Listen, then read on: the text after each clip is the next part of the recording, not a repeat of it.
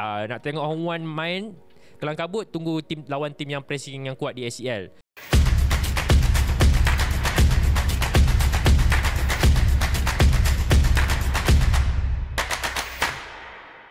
Hello, what's up guys? Kembali lagi untuk Sembang Kencang Extra Time minggu ni. Macam biasa, sebelum-sebelum ni aku banyak cerita pasal coach, pasal player, mostly pasal player-player Eropah ataupun EPL. Tapi dua minggu lepas aku start bercerita pasal Matt Davis dan juga Dion Koo. MFL baru umumkan senarai-senarai untuk anugerah bola sepak kebangsaan ABK 2023 top 10. So hari ni aku rasa Sembang Kencang kita nak cerita pasal mungkin bukan nak kata prediction lah, mungkin prediction aku sebab daripada top 10 tu aku akan pilih 3 player yang seharusnya menang ataupun selayaknya menang based on performance. Anugerah bola sepak kebangsaan ni sebenarnya dia diundi oleh 15 jurulatih Piala MFL, 15 kapten Piala MFL, 14 jurulatih Liga Super, 14 kapten Liga Super dan 29 orang media yang terpilih. Dan sekali lagi terima kasih kepada pihak Malaysia Football League kerana includekan aku dalam 29 media terpilih tu untuk undi pemain-pemain, untuk pilih pemain-pemain terbaik tahun ni. Rasa macam undi Ballon d'Or, rasa bangga gila tu. Sebenarnya secara totalnya ada 782 player yang tercalon dan dipendekkan menjadi 398.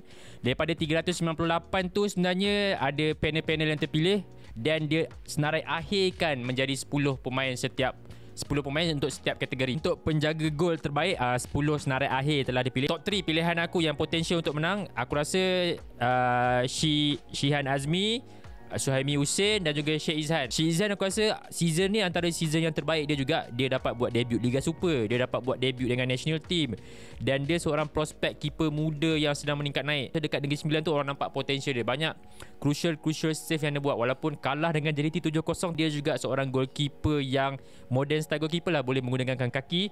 Dan aku rasa dia mungkin season depan target aku dia akan menjadi keeper utama di Selangor. Untuk aku Shihan mungkin orang kata dekat JDT boleh lah sebab jarang diuji. Of course dekat JDT dia dibantu dengan defender-defender yang top ataupun world class.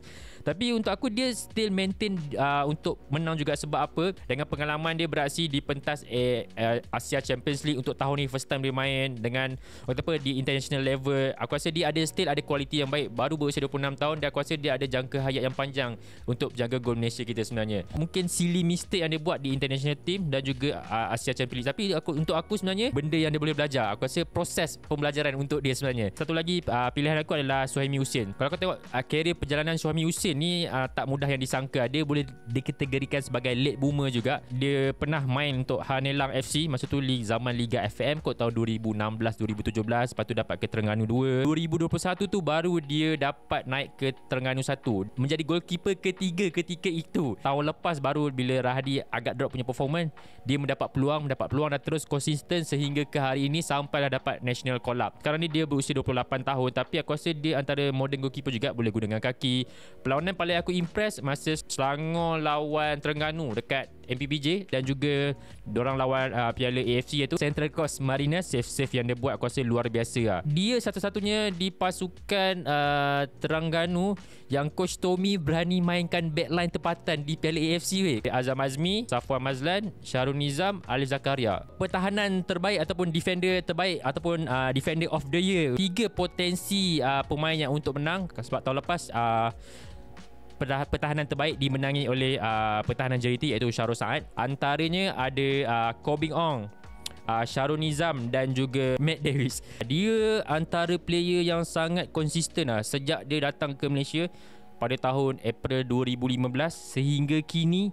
Aku rasa tak ada sedikit pun performance yang betul-betul drop gila-gila. Matt Davis ni macam aku cakap sebelum ni, dia kapten termuda yang menjulang ataupun membimbing pasukan untuk memenangi Piala FA 2018 ketika itu dengan Pahang. Konsistensi dia dekat JDT tu sebenarnya, even kau ada Gunalan, kau ada Syami Safari, kau ada Azrif Nasrul Haq, tetap Matt Davis menjadi pilihan utama sehingga kini. Dan pilihan aku nombor 2 adalah berpotensi untuk menang adalah Koh Beng Ong sebenarnya. Sebelum ni dia beraksi di Liga Canada kalau tak salah aku, dan dia masa tu dia hampir masuk ke Liga Korea ataupun Liga Jepun, tapi Tengku Mangkatujoho TMJ berjaya memujuk Koh Beng Ong untuk bermain di JDT, menukarkan dia punya kewarganegaraan untuk bermain untuk Malaysia. Paling aku impress tau bila masa Pesta Bola Merdeka hari tu, lawan Tajikistan. Tahu Kobe Ong dengan Matt Davis ni ada darah warisan Malaysia. Walaupun diorang bukanlah lahir di sini, bukan membesar di sini, tapi masa tu aku tengok Kobe Ong bermain mati-matian weh. Aku macam, wish kau memang kau main sepenuh jiwa untuk Malaysia. Aku macam tu memang aku kagum gila. Dia lari tanpa henti tu, memang dia push habis-habis. Perlu dibagikan kredit untuk Kobe Ong kalau dia menang ni sebagai penghargaan lah, sebagai pertahanan terbaik. Pilihan yang ketiga yang berpotensi untuk menang sebenarnya adalah Shahrul Nizam ataupun Nije. Ramai yang kata dia patut berada dalam kolab Kim Panggon. Dia salah satu defend yang aku rasa yang bermain di kaki kiri kot. Yang kaki kiri aku start nampak dia last season lah, macam mana dia membantu Terengganu dapatkan nombor 2, pergi final Piala FA dan berjaya membawa Terengganu ke Piala AFC. Dan kini pun Terengganu di on track, tak kalah lagi di Piala AFC. Ketinggian dia 175 je kalau tak salah aku kot. Aku masih impress gila masa aku cover game Piala AFC lah lawan Club Australia tu. Masa ada satu moment kot, dah counter attack, dia lari daripada bawah, dia buat blocking. Mungkin nak menang tu mungkin sukar, tapi aku rasa dia antara prospek yang besar untuk pertahanan kita. Kita pergi ke bahagian pemain tengah terbaik untuk ABK 2022, dimenangi oleh Afiq Fazail. Ini antara 3 nama yang berpotensi untuk aku untuk menang untuk anugerah kali ini. Of course, penyandang juara tahun lepas lah, Afiq Fazail. Dia banyak isu, bukan apa, kenapa Kipanggun tak panggil, masih lagi tak panggil dia. Even sebelum zaman Kipanggun pun dia jarang. Aku rasa tak pernah kot dia buat debut ke pernah. Aku rasa pernah kot 1-2 kali dia buat debut. Dia antara key player walaupun JDT dipenuhi dengan pemain-pemain import yang berbakat, pemain-pemain darah warisan, tapi Afiq Fazail tetap menjadi nadi utama untuk JDT. Sebab aku rasa konsistensi Afiq Fazail ni dan ketenangan dia di dalam padang sangat diperlukan. Pengalaman dia tu dan aku rasa kebijaksanaan seorang midfield lah, itu ayat aku nak cari sebenarnya, diperlukan di skuad kebangsaan lah. So aku masih lagi berharap sebenarnya Afiq Fazail masih sempat lagi. Kita ada kelayakan World Cup bulan 11 ni dan juga Piala Asia. Nama calon kedua yang berpotensi untuk menang adalah Hong Wan, iaitu partner dia. Sebab aku rasa Hong Wan ni last season dia start masuk Johor. Masa awal-awal dia masuk Johor last season tu, aku agak terkejut kau daripada Academy Wolf yang berpotensi untuk main di EPL, tapi kau memilih untuk datang ke JDT. Season ni Naso injured, so Hong Wan dapat peluang. Dan aku bila Hong Wan bermain tu, aku suka game style playing dia. Walaupun dekat Twitter banyak debate yang kata nak tengok Hong Wan main kelang kabut, tunggu lawan tim yang pressing yang kuat di ACL. Dan dia pernah ikut first team Wolf pergi tour, tak salah aku tahun 2018. Masa tu zaman Nuno Santos bawa dia. Sebab Nuno Santos bagi tahu, masa tu aku tengok interview dengan Adam C lah, Nuno Santos bagi tahu Hong Wan ni ada kualiti midfield yang prospek yang bakal menyelah. Cuba kau bayangkan Afiq dan Hong Wan main untuk national. Mantap guys, serius. Aku rasa duo ni akan membantu kita, bukan di kelayakan Piala Asia je, kelayakan Piala Dunia, tapi di Piala ASEAN di 2024. Mungkin impossible sebab Kipanggun sendiri pernah cakap 80 ke 90% skuad dia akan kekalkan, tapi aku masih berharap lagi yang 2 pemain ni akan dipanggil lah. Dan pilihan terakhir aku adalah Stuart Wilkin. Last season dia diloankan ke Sabah daripada JDT, dan season ni Sabah beli dia secara tetap. Dia box to box midfield, dan dia ada kualiti yang aku boleh, nanti aku cakap dia pun produk EPL. Dia antara Academy Southampton. Game style dia bukan nak kata macam Lampard lah, tapi ada iras-iras Lampard. Sebab apa? Dia suka shooting daripada luar. Itu yang aku suka lah. Sebab seorang midfield, mungkin kalau kau bermain lawan tim yang bermain low block, banyak tutup ruang, tak boleh nak buat game, salah satu orang kata apa ni, kunci untuk jadikan gol lempar daripada luar. So aku suka Stuart Wilkin, dan dia pun boleh ambil free kick, boleh ambil corner.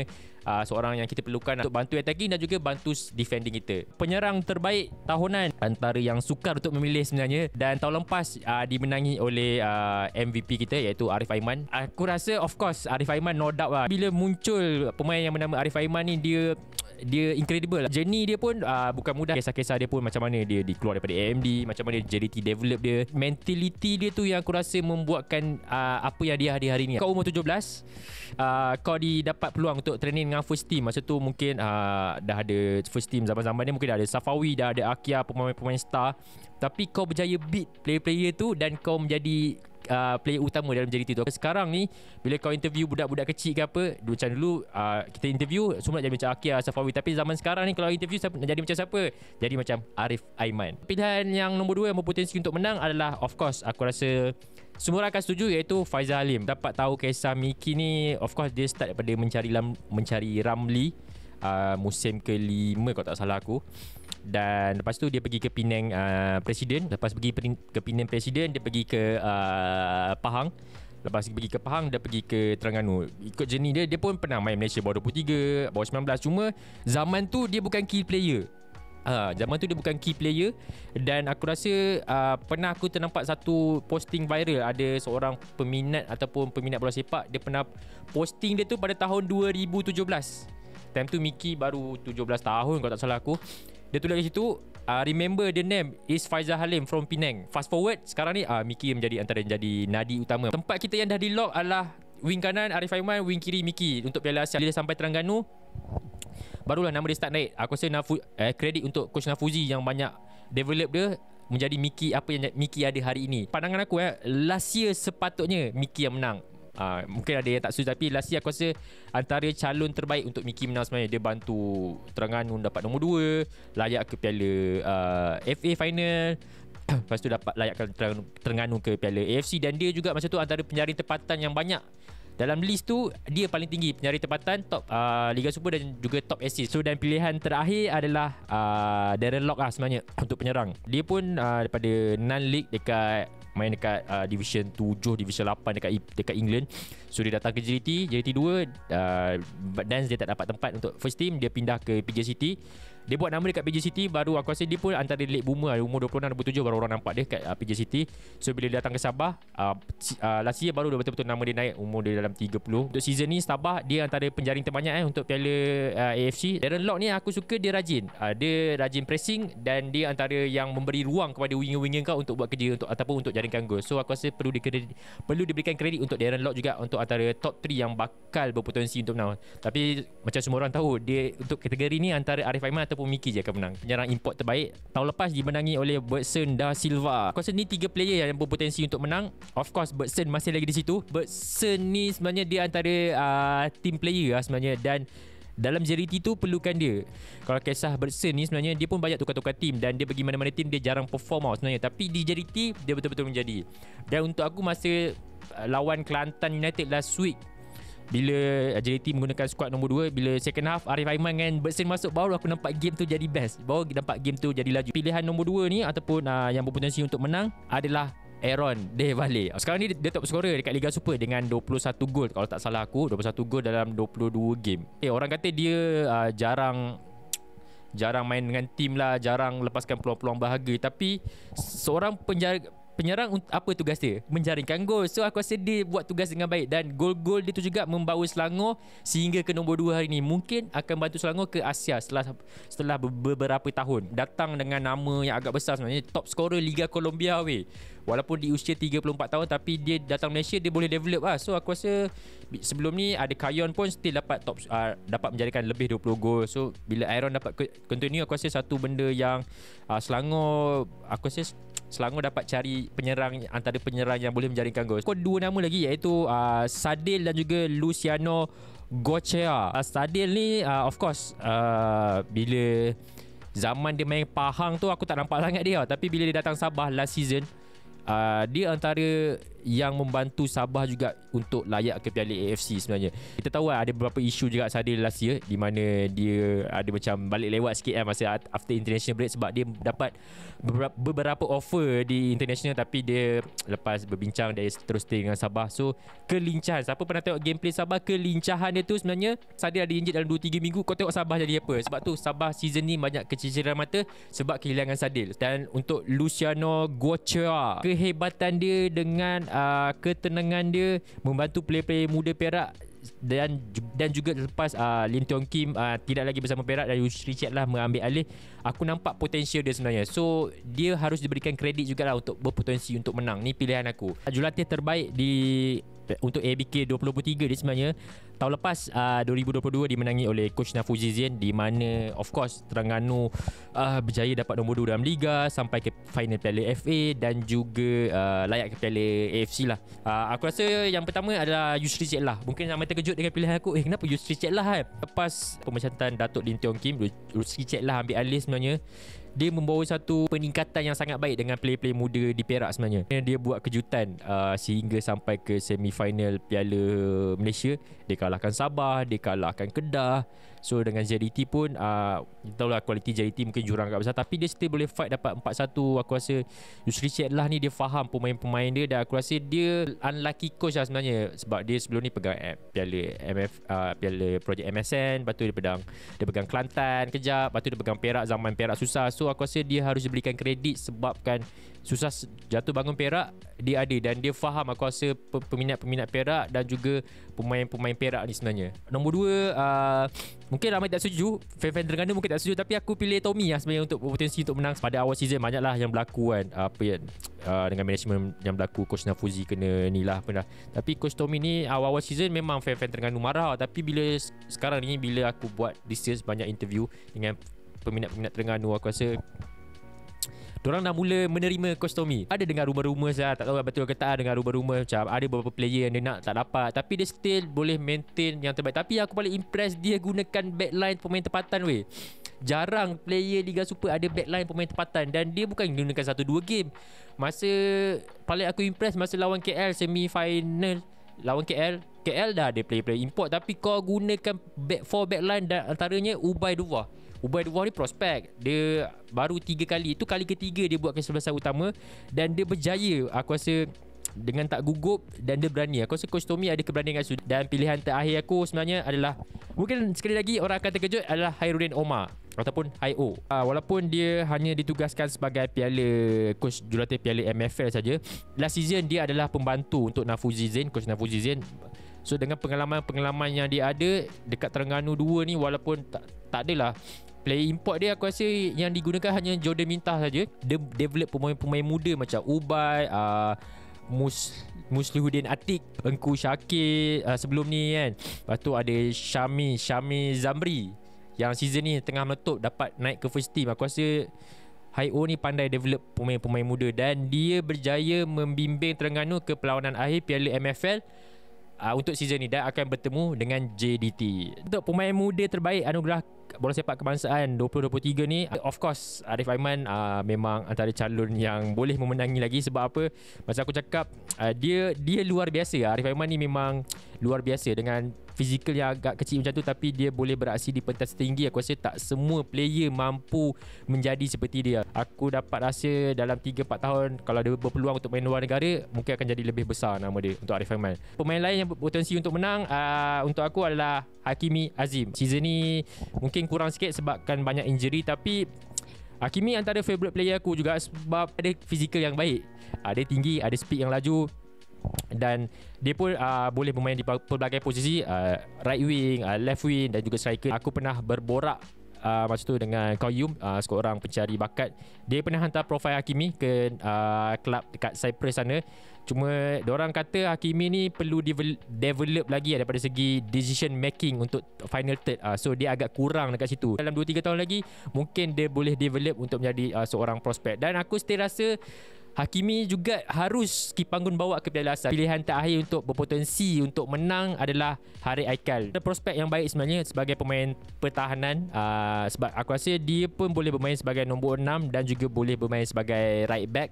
Aku impress apabila dia boleh jawab dengan jawapan yang sangat kualiti. Even player-player sekarang pun nak jawab pun okay, saya rasa tak. Tapi Haris Aikal ada kualiti yang baik kat situ. Mungkin apa yang dia belajar dekat AMD dibawa ke hari ni. Dan untuk season ni sebenarnya Tan Chee Ho pun banyak bagi dia peluang beraksi dalam skuad utama.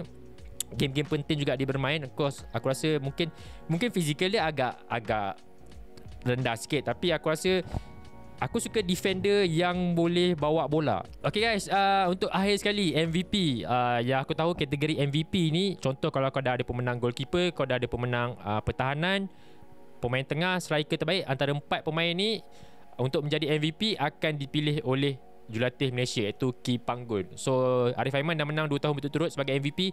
So kalau dia menang tahun ni lagi, aku rasa hat-trick untuk dia dan menjadi sejarah kot dalam Malaysia, pemain pertama yang buat hat-trick untuk mendapatkan MVP. Mungkin akan ada kejutan, mungkin tak akan ada kejutan untuk tahun ni. Sama-sama kita nantikan pemenang untuk Anugerah Bola Sepak Kebangsaan 2023. Terima kasih guys yang support. InsyaAllah next week aku akan start balik bercerita pasal macam biasalah untuk show aku banyak cerita pasal pemain ataupun jurulatih lah. So kita jumpa next week akan datang. Thanks for support. Bye bye guys. Ciao. Assalamualaikum.